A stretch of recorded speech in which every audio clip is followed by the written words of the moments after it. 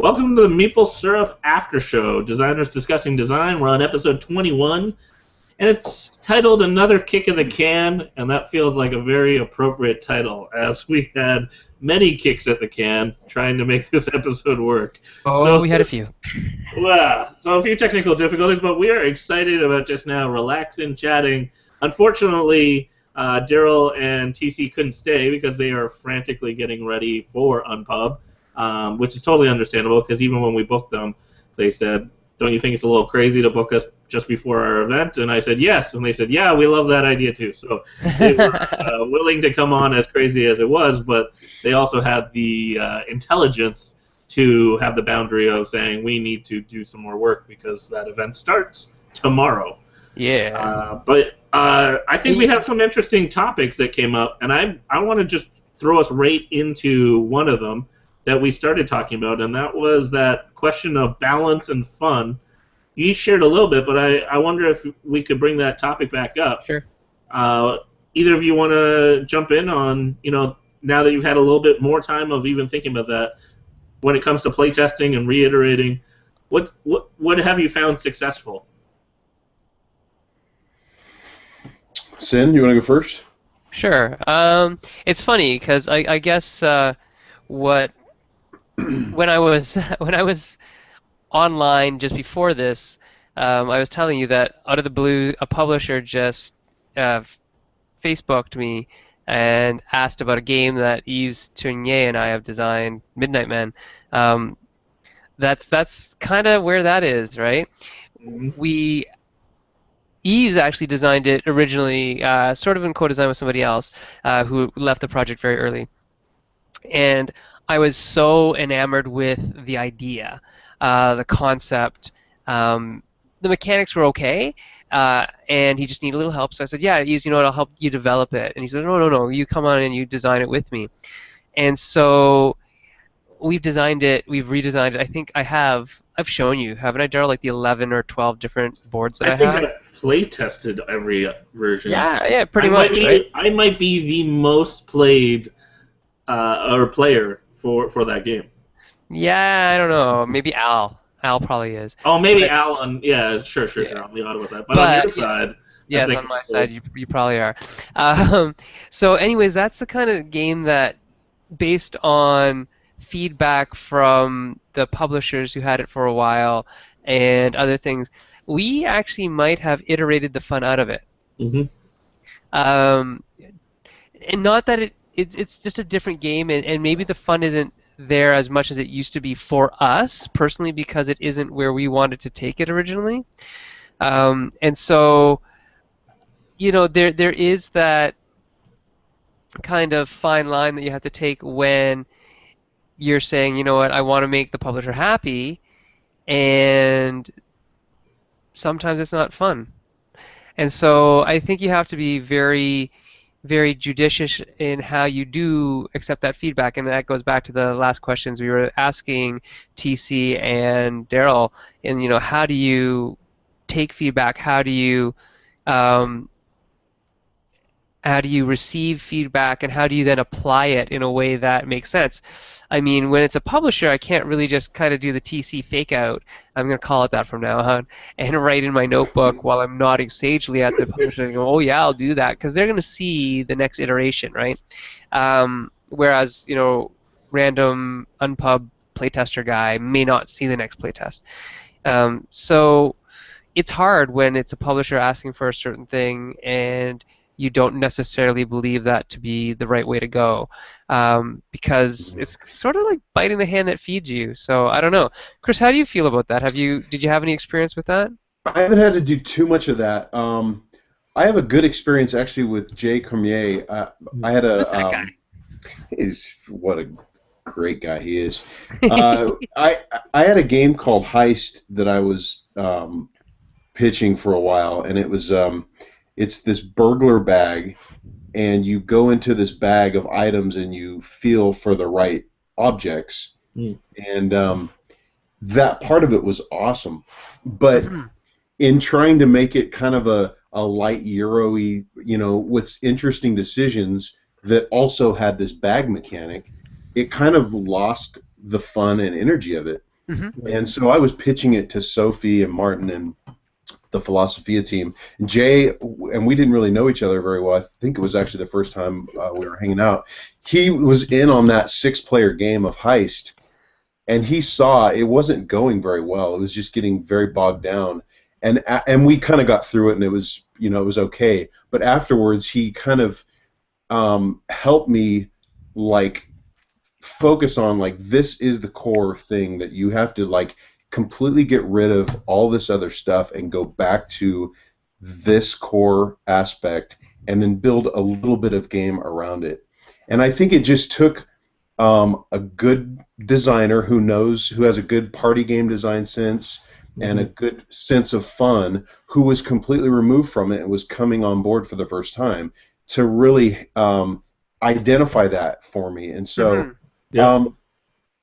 and the game still isn't published, but it did improve over that the course of that time. But I don't know. I haven't had to do it once a publisher's had a game. I haven't had to do too much of it. So I imagine it's actually pretty difficult.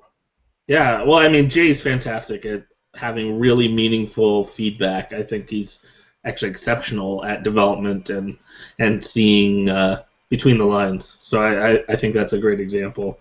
I referenced during the show that both Eric Lang and Matt Leacock talked about this exact type of question, the reiteration, and they have polar opposite approaches.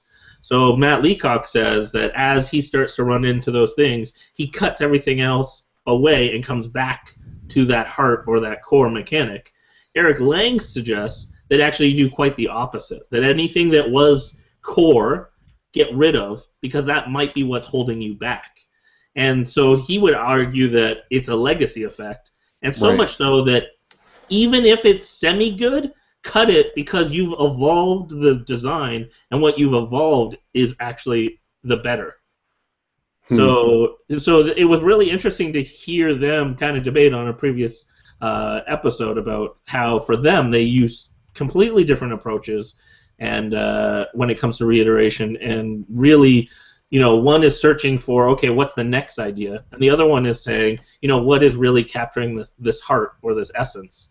And so I think they're both valid approaches, and clearly they make great games. So yeah, have you guys ever heard, Chris? You might have heard of these. You might have heard of What's Oblique that? Strategies, right? Do you know what Brian Not Eno? really. So Brian Eno is a musician, Brian and Eno. he has these set of cards, bringing it back to games, I guess, called Oblique Strategies, where when he has a roadblock, a writer's block in terms of music, he just kind of picks a card and does what it says. That's sort of what I pictured when you said the two contrasting methodologies that Matt and Eric use when you're at a problem. I don't think either is right, but neither is either wrong. You know what I mean? Like neither is right or wrong. It's the proof of it would be in what you get out of it at the end of it, right? And that, oh, you know what? We reiterated this way, didn't turn out, so let's go back. That's okay. Or you know what? We stuck with what we thought was the core, still isn't very good. Maybe we should cut the heart out. Right. And I think there's a maturity as well to the reiteration process. Like we each are refining and kind of growing as designers and developers. And so really, like, designing a game is really constant development. And so it's this learned skill of, you respect someone and they share an opinion, how do I interpret that? How do I apply that? And you're constantly going through that. I know early on for myself, and I'm still very new to design, but especially very early on, I took everyone's comments and I thought like every voice was valid and every idea was, important, and I had to apply it. And so all of a sudden I very quickly got off from my original games, and I would end up being like, what is this game? And then really it was, who was the loudest voice, or who made like, the strongest appeal to making a game that they like instead of a game I liked. And so it's a growth thing to learn how to interpret those feedback, but then still have the maturity to say, but I have to make choices. Like which of these roads do I want to take? Yeah, and that's a good point. I've got a good designer friend that that she's got her feelings about my design, but she always like says, but that's just how I feel about it. Right. I know the kind of game that you want to design, and it's this, and because of that, I think you should tune this, or remove this. And I think that when your playtesters know what you're trying to do, not just like refine the game, but what kind of game, what is your target in-game goal, that can be really helpful. Mm-hmm. Well, I think that was what we were trying to get at a little bit at the end of the episode, was talking about how do you get good feedback results? How do you shape the information intake? Or how do you walk through that feedback process so that it's actually constructive and not just kind of a smorgasbord of ideas. One of the things that can really get out of hand. One of the things that I do, and this is probably not good, but I'll play. I'll tell you anyway. Design, but this is what I do. So I'll put a design out there that I know going into it it's going to have some problems. Yeah. We'll play it, and sometimes I'll cut it short.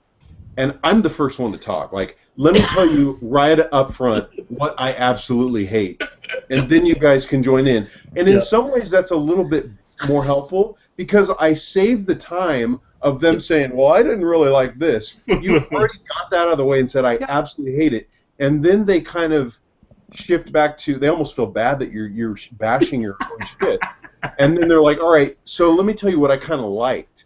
And so you kind of inverse the feedback process, and I actually find that it can be helpful to do that. Yeah. Yep. So, I also think you're right in telling people where the faults are so that they don't get sidetracked. Right. And so they can focus the energy on what you actually really want to know. If it's not to fix that, you say, you know what, I know the distribution's broken, so don't worry about that. Just tell me how you feel about the combat mechanism or something like that. Right. That can also be very helpful in fine-tuning where you want them to look and where you want them to spend their time and energy, because it's valuable. And if they go on a tangent that you already know is busted beyond belief, that you can't fix in one night, because really an iteration should be something you can fix in one night, and even at the table. Right. It shouldn't be something that means that, okay, I got to go back to the lab, I got to strip this whole thing down, rebuild it, it's going to take me a week. Really actionable, meaningful feedback should be something that you can do relatively easily to make a positive change that results in a net gain for everybody at the table. Well, I might push back a little bit on that. Well, sure. I think it's dependent on the person giving the feedback. And the stage too. I mean, if I'm hearing feedback from you guys, yes. If I'm hearing feedback where I'm trying to get kind of a mass response, I'm not expecting my playtester to even be able to fully articulate why they feel, let alone have suggestions for iterations. I mean, the iteration ideas I get are like pretty low on my, I'm actually going to apply this. I'm going to, though, fully respect and listen to how do they feel, or what were the, that's not what I was meaning, though, Daryl, but yeah, I get you. I guess I'm just clarifying that what I think is important is not necessarily disrespecting a playtester by not keeping the value of their statements 100% at like I'm going to do whatever you say. I think it's always like, okay, you feel that way, that's a valid feeling. Now how can you as a designer either make a game that they don't feel that way anymore, or realize that maybe this just isn't their kind of game.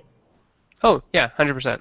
So I mean, in that regards, it is that that active listening that TC was demonstrating by writing in the notebook type thing, where you value everybody has a valid opinion. It's all valuable in some way, shape, or form. It may not answer the question you particularly want to answer right now, but you're right. I mean, the general overall population, general game player, the feeling is actually what is the most important, because that's what they're going to remember. Are they going to remember that you had a variable turn order with dice rolling and the dice were weighted in a certain way? Probably not, but they're going to remember they had a good time and they really liked it when they killed the zombie, right? Right. And that's what you're looking for that kind of broad spectrum kind of feedback. Yep. So I guess it depends where you're going, and I don't know, because I haven't been to an unpub, yet, and I hopefully will do it sometime, is what is the caliber of the playtesters there. I think I live in kind of an ivory tower where I playtest with other designers more than I Yeah. playtest with Yeah, typical gamer types, and so totally. is that good or bad? I don't know. Well, I guess another tip I want to throw out there is for people not to only think the best time for feedback is at the end.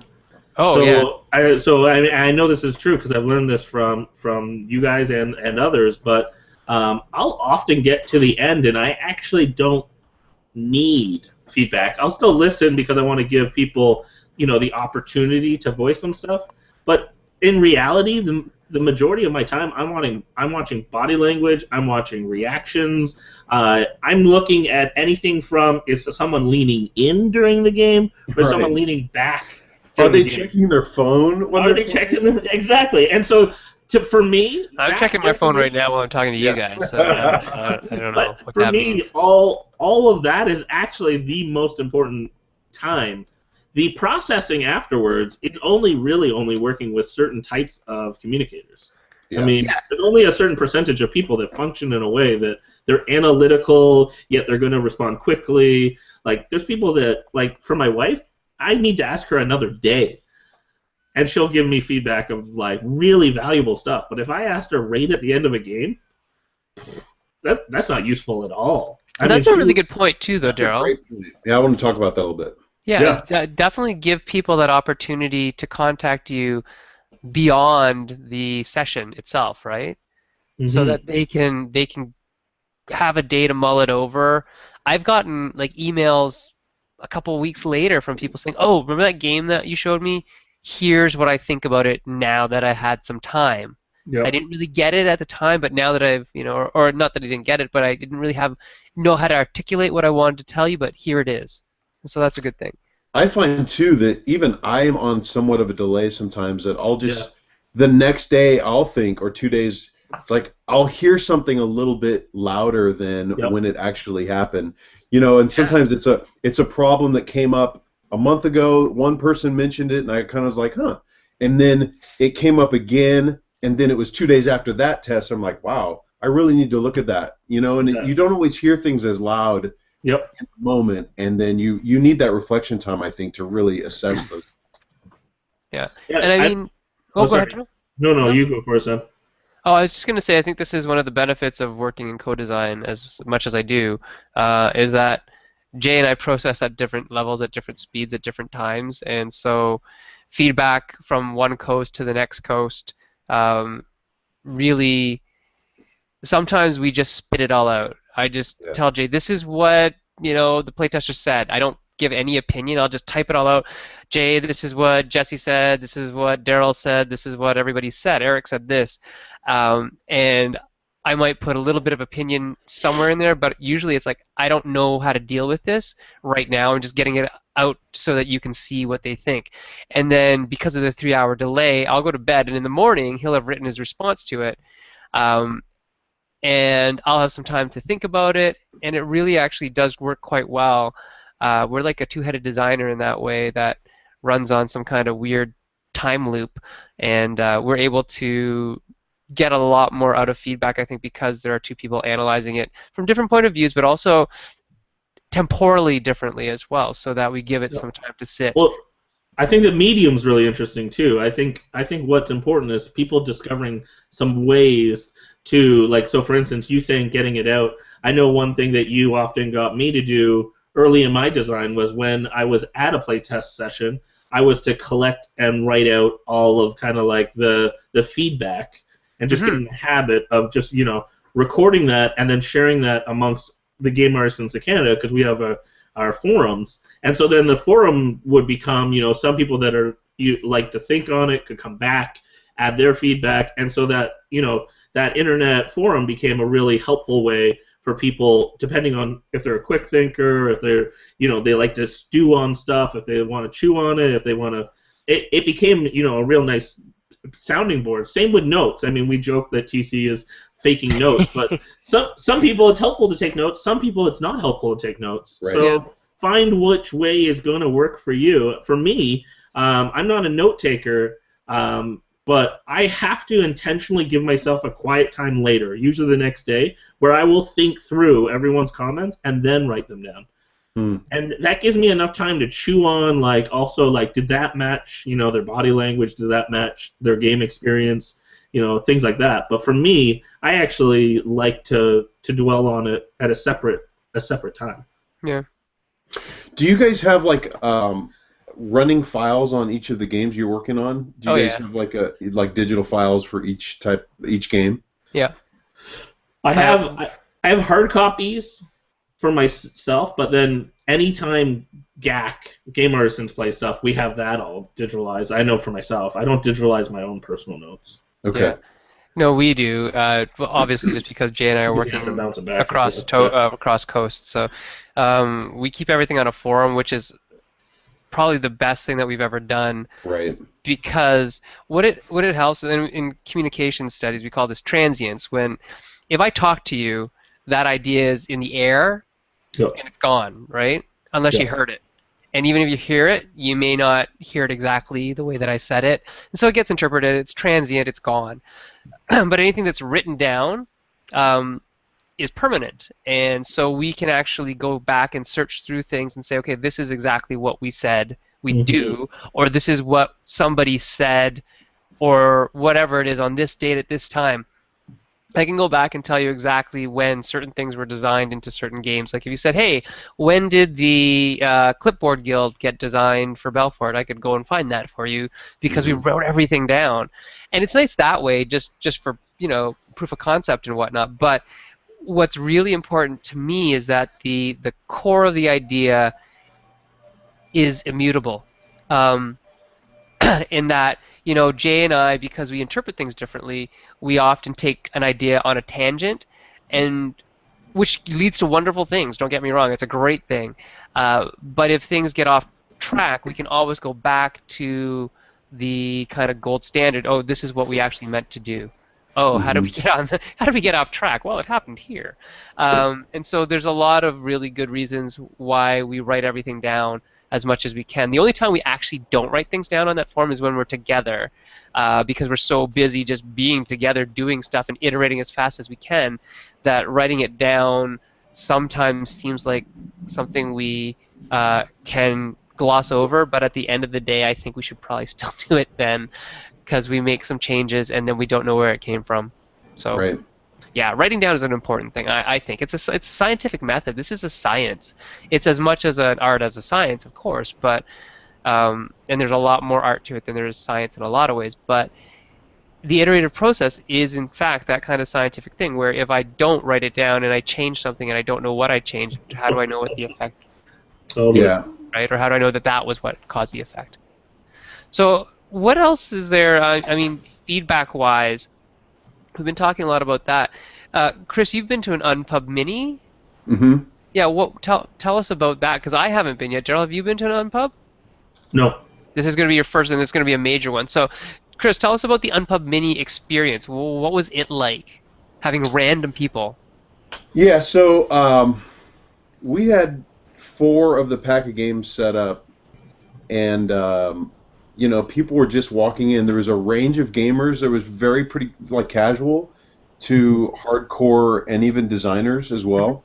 So we got a whole range of people involved in the process. Luckily, most of those games you can read the rule sheet and get going pretty quickly. We made our own kind of feedback forms, right? And we collected a lot of those, as many as possible. And it was super, super helpful. It was just fun with 4 games at once, it was cool to just kind of walk around and we talked about watching people's expressions. It was like that, on super speed. It was just like, right. What's going on? 4 different games in different groups, and it was like, oh my gosh. Do you wish you could have recorded some of it? Yeah, I mean, we took pictures, but yeah, it would have been nice to get more. Have a camera. It would have been nice to honestly record a little bit when I wasn't around, when they knew that the designer wasn't there. So, and my wife was a part of that too, and I think she was able to collect some of that. That when I'm not there, she gets a little different take. But it was great, man. It was really, really helpful. and I know that like Ted Alspach was there and Matt Leacock were there, and they were doing their games, and I know that it was very, very effective for them as well. Mm-hmm. So it's a good thing, especially for us and where we're at in this Totally. career. Yeah. Well, I mean, I got to follow up. I mean, a few viewers were asking on the YouTube chat about Packet Games. Could you give us a little bit of an update of where things are at? A little Kickstarter update for supporters out there. Sure. So right now we're in our account manager is working with us. We have digital proofs. We got those last week. Right. And Cool. so digital proofs are basically like, all the digital PDFs. Yeah. Once the manufacturer took all of my digital files, they basically put them onto the print plates or, the main print files. So I took those and I basically reprinted them out and matched them up, because with this many games, I just want to make sure that fronts and backs and, all that stuff is lined up. So that's kind of the process, or the point we're at in manufacturing, is just the digital proofs. We should have a real-world sample, so we can start looking at paper quality and the tuck box and things like that. Mm-hmm. I feel like we're still on schedule. Good. Hopefully we'll have them maybe late April, May, something like that. Sure. And they'll ship right away. Good. Yeah. Who are you using for Canadian fulfillment? Are you doing anything specific for Canada, or are you doing just kind of out of the U.S. to everybody? So initially, I was going to do Amazon. I still have not decided, but I'm looking more at Ship Naked at the moment. I looked at them. I'm still investigating it. It's going to probably come down to price. Yeah. It always does, right? Yeah, and then also, what else they can do if they can ship all over the world, and so there's a couple different factors at play. But right now, I'm kind of leaning a little bit more towards Ship Naked at the moment. Perfect. Okay. Oh, hey. I had a point here that I wrote down because I thought it was a good one. Do you think that a novice game designer, like a new game designer, brand new game designer, who has maybe a decent game, should go to Unpub and just get the table and run with it, or do you think it might be a good idea for them to go as a playtester first? Oh, that's a good question. I like that. I'll go first. Yeah. And give Chris some time to think of a wise answer while I think of a off-the-cuff dumb answer. But but I actually would lean towards a person not like bringing their game first. And the reason I say that is because, at least from my experience, I first was introduced to design. I mean, I went to board game events and stuff, but especially thinking about it as a design perspective, I came out to a few events like to Sen's House or to Protospiel North. I actually went out to with no designs, and I found it fascinating to see just the spectrum. So for me, it gave me a wider perspective. It gave me a sneak into what ways people were gathering information and feedback that I liked, which ways did I not like.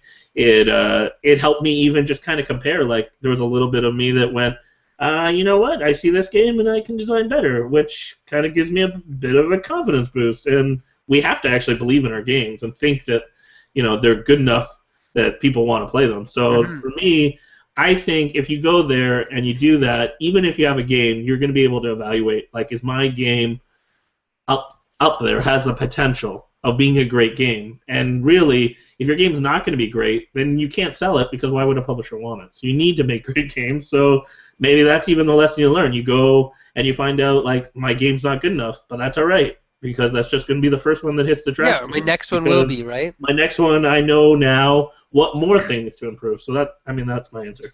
Yeah, what do you think, Chris? I think that's good. No, I think that's a good answer. I would probably echo that.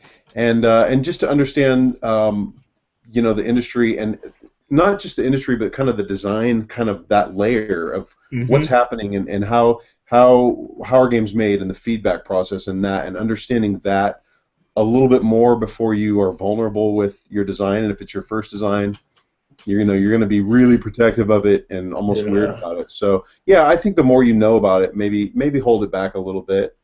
And maybe the first time just kind of learn a little bit, and maybe the second one might be a better opportunity. I find that a lot of people who are, just getting into game design, they can design a game. They can design a game just fine. It's the feedback and that kind of process that becomes difficult for them. And to experience it from the other side of the table might Right. be more helpful, I think, as a learning experience to them than sitting on the designer side of the table, asking questions and maybe doing it wrong.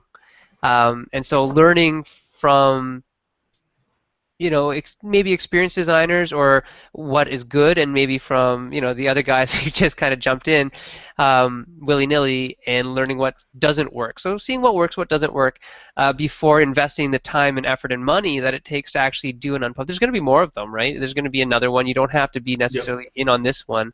And if you're not super confident with your project at this point anyway, like it's really just an idea, is it worth putting it on the table? No, but it's worth going Right. and play testing and seeing how other people collect feedback and ask questions and get really good answers out of people. I think that's a super important part of this whole thing, because like I said, you could sit there in your office or your studio or whatever and make a game for yourself, but really you want to make games for other people in a lot of ways. Games that you would like to play, but games that other people would like to play as well. Right. Oh.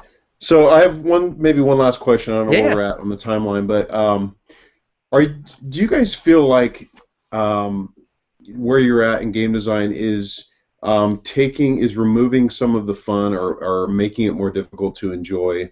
You know what, Chris? New designs from other people, or published designs. Sometimes I feel like a paper bag. No, I don't think so. I think where Jay and I are right now, we are getting contracted and contacted continuously now to make games for specific things and specific reasons, which is a good problem in a lot of ways, because it means that chances are we can not be doing our day jobs as much or as long as things keep coming our way. So that's a positive thing. I still actually have the most amount of fun seeing new people do things that amaze me in terms of game design. Daryl, you didn't play Scott's game, eh? The card game. Did I tell you about it? Scott, who? Scott Van Vliet. He's another prof. He works with me at the college. He's a cool. professor at Fanshawe. He's a psych prof like me, and he does. His field of study is the science of evil. Seriously. He's like, that sounds awesome. Yeah. So I'm actually going to get him to do a panel discussion at Forest City Comic Con about designing villains for role-playing games and comic books. Anyway, he made this amazing car game, a C-A-R game. Yeah. And it is brilliant. I'm not going to spill it here because cool. No, that's exciting. I want to like hit you when you see it, because you'll see it sometime, Chris. Cool. I actually, if it gets to the point where I can bring it to the gathering, I would 100% back this game. Like I would pitch it to other people for him. It just needs a little bit of tweaking here and there, but it blew my mind. And if I was so ivory tower that I wasn't involved in indie game design anymore, I wouldn't get to see that, and I think that's a loss. I think people are doing some amazing things with games that don't even cross my mind. It's like, why didn't I think about that? Why didn't I think of that? Well, because you weren't. You were thinking about something else. So I think the fun is still there for me at that level where I can still be helpful to people coming up in the industry. And that's kind of what Meeple Syrup is about in a way too. This is fun. I enjoy doing it. Yeah. So no, the passion hasn't died. There is a lot more money on the line though, in terms of work for hire type stuff or contractual agreements. So that's tough. Working on deadlines kind of sucks, and especially like I'm a creative person by nature. So if I feel creative, I'll make tons of stuff. If I don't feel creative, it's a drought. But if I have a deadline and it's a drought, I get worrisome. Oh man, exactly. I wish. That's so funny. I love deadlines, and I never. No. It's not that I don't like deadlines. No, but I if hear you. If I have a drought during a deadline, I I really function. That is one of the things that I loathe about game design is I am very much a deadline person. I've Then you always should do more. You should do more contests. well, I should try to find people to give me contracts. That's what I. That's what I Oh want well, to there's that too, right? But no, back to Chris's original question. For the very first time, I'm starting to have that question. I mean, I would say up to now, whenever I heard that question, I actually thought it was just a weird question.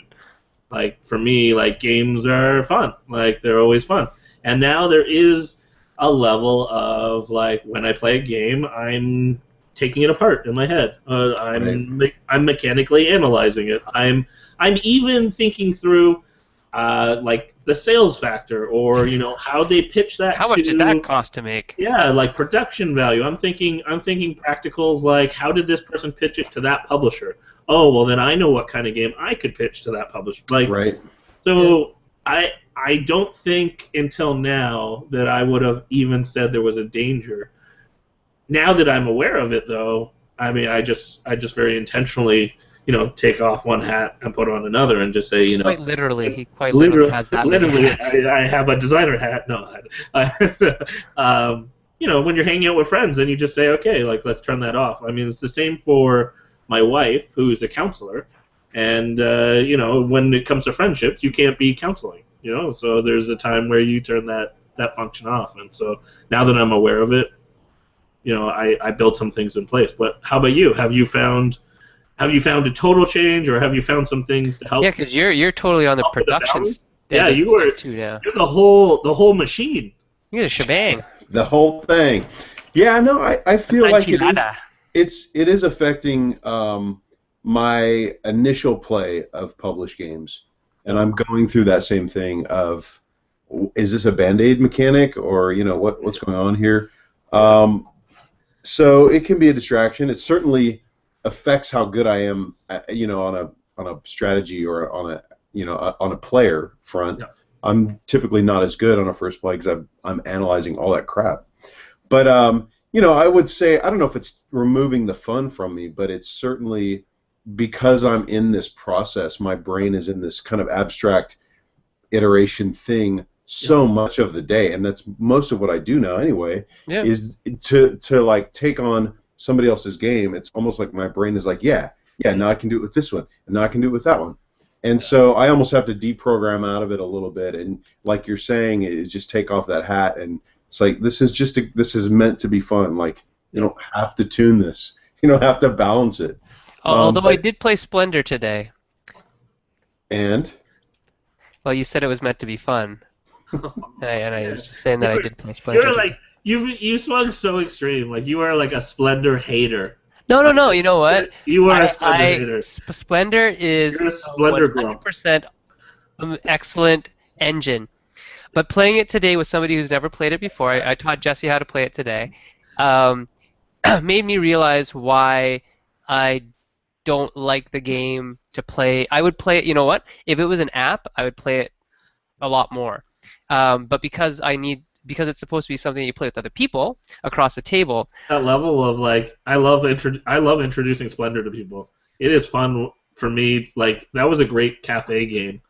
Like people just got it. The first like kind of that virgin play is the best. Yeah, but the question is, did they interact? I feel like there's no interaction. Yeah, that's the problem. Jesse's like, I don't need to sit and think next to somebody. Yeah. I don't need a game to make me sit and think next to somebody. I think non-gamers feel like the anxiety of just the fear of I'm looking at that card, and if someone takes that, I'm gonna kill you. Like that, I think, is so interactive to non-gamers. It's like the Ticket to Ride, paranoia as well. It's the same. It's interesting. I wonder if it's because I can. If you look at all the cards on the table. I know. And then all the hands. You're analyzing more than the average player is analyzing. Well, exactly, right? And so does that make this is kind of what Chris is saying. I mean, does this make me hate this game? Or I don't hate it, to be honest. I think the engine's great. I just don't like the lack of interaction. So maybe that's all it is it's just an engine game. Like there isn't It's Well, kind of fun that to way. me it is. To me Yeah. it is, right? Because I analyze the engine. And I always analyze engines, and I always analyze the most efficient path to victory and all that kind of stuff. But it's enough for a lot of people. Like, it Right. really is enough. And maybe that's maybe like you're saying, take that hat off, and maybe I need to do that. But I can do that with games like, kids games. Right. Yeah. But I can't do that with Splendor for some reason. It's Well, you're a because Splendor grump. no, Splendor. That should be a new hashtag for me. Yeah. No, the math is so simple yet hard at the same time, right? Because you can calculate all this stuff in your head, and you can say, okay, if I get this chip, then I can get this card and this card. If he gets that chip, then he can get this card and this card. And you get caught up in that, Right. interacting with the math instead of interacting with the person, and that's what I dislike about it for me, because I'm caught up in that. I feel also, the same way. That leads right into Chris's question in a roundabout way. Well, and I think you're playing with people that are maybe playing it in an optimal fashion. It's shockingly different game experience when people do suboptimal choices. That's so weird, man. Because then all of a sudden you're like, whoa. Like, it's like playing poker with people that don't know what they're doing. But like, is for that real. Is that fun? When you play poker with people that aren't like great poker players, then every tell means nothing. And like every choice, it's like. But that frustrates the heck out of me. Right, Totally it's just like frustrates chaos mode, but it's like that. I think it's interesting for people that aren't designers to play. Like Bambi on ice. I don't know. I don't find that fun.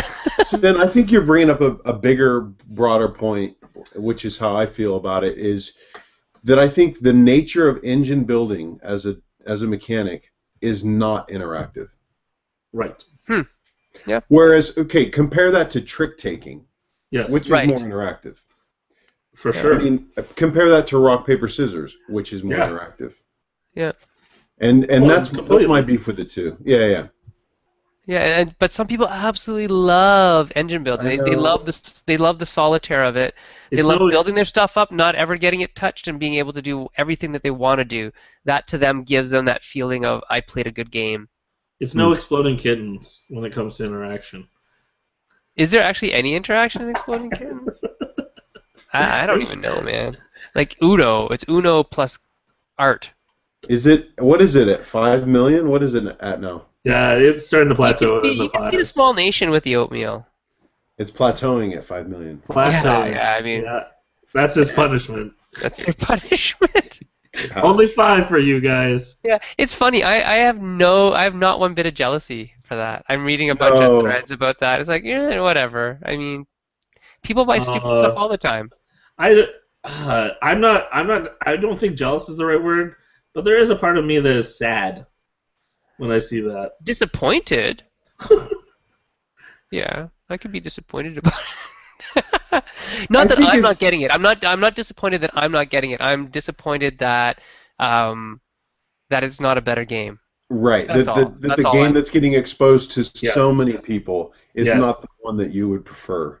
Yes, I weep for the future of games. No, you know what I mean. Could you imagine though, like that was the reaction for? I mean, Love Letter got a great response, but at least that was like, I respect the design.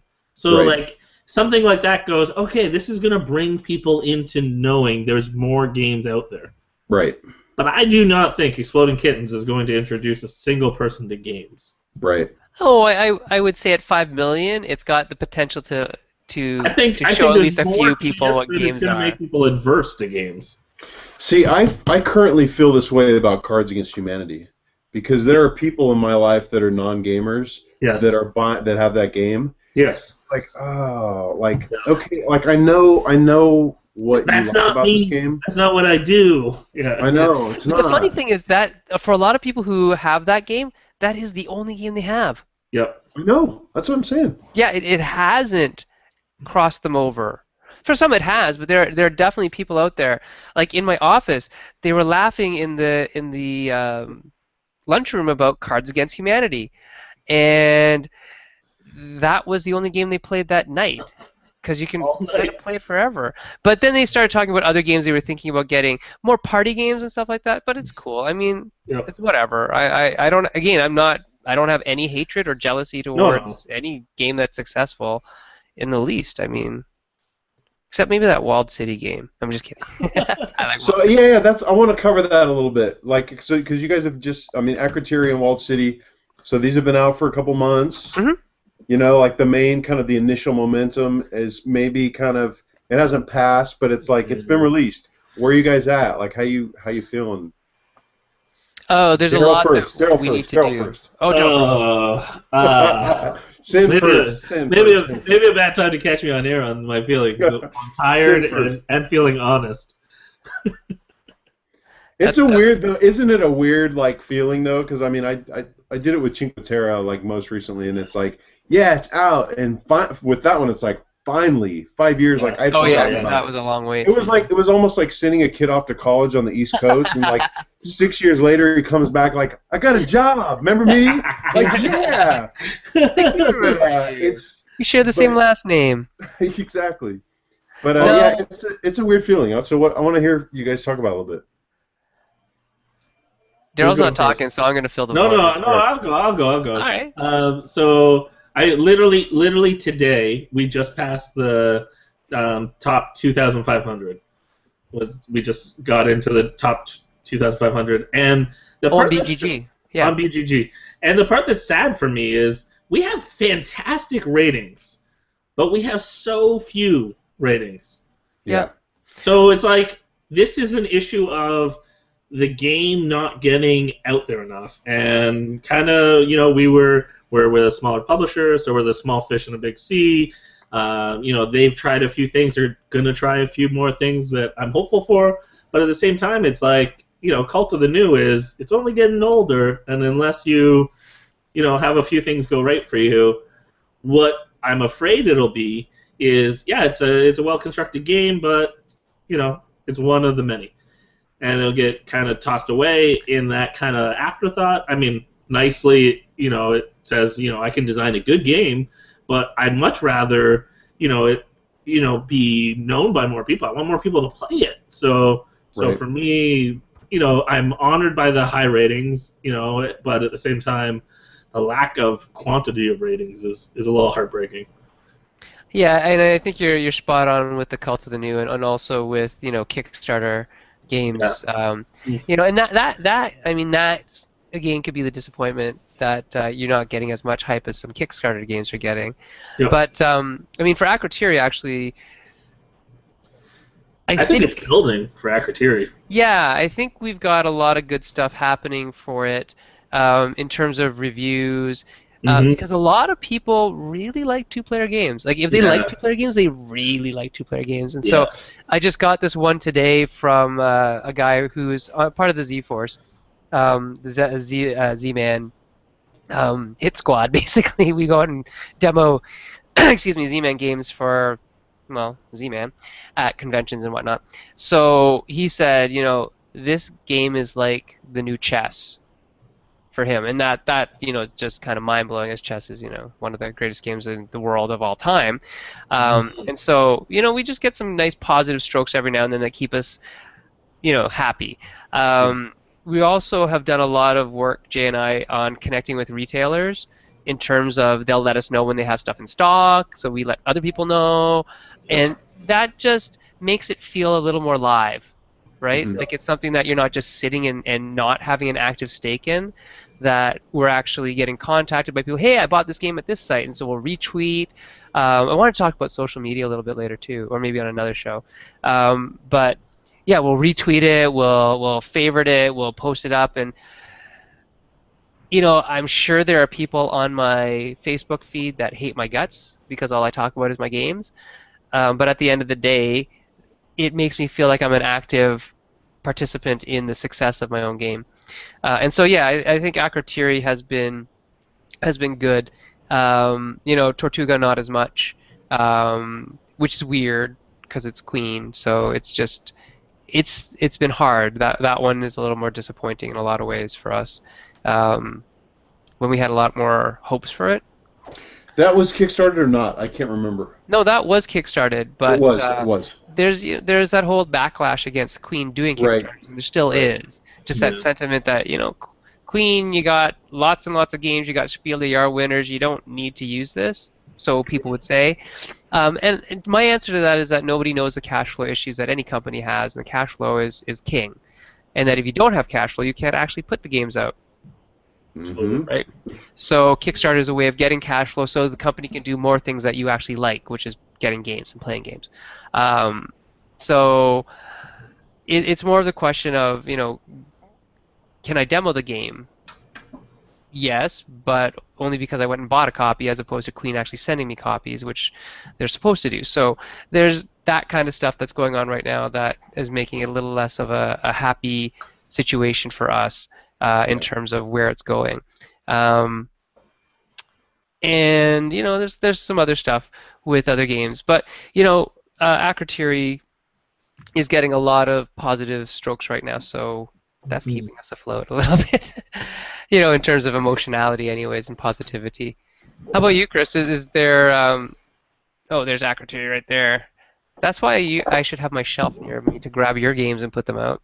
But how did you feel with Chankatera after it came out with the feedback and reviews from people? What was that like for you? It was, most of it was positive. I feel like it was a good game at a time where there are plenty of good games. Right. And I almost feel like that, as the industry as a whole, is it's not enough to have a good game. And that's part of why I was like, oh my gosh, pack a game. Like, this is something different. Totally different. If I can put some like good games that I would want to play in these packs, and this is something I can get behind.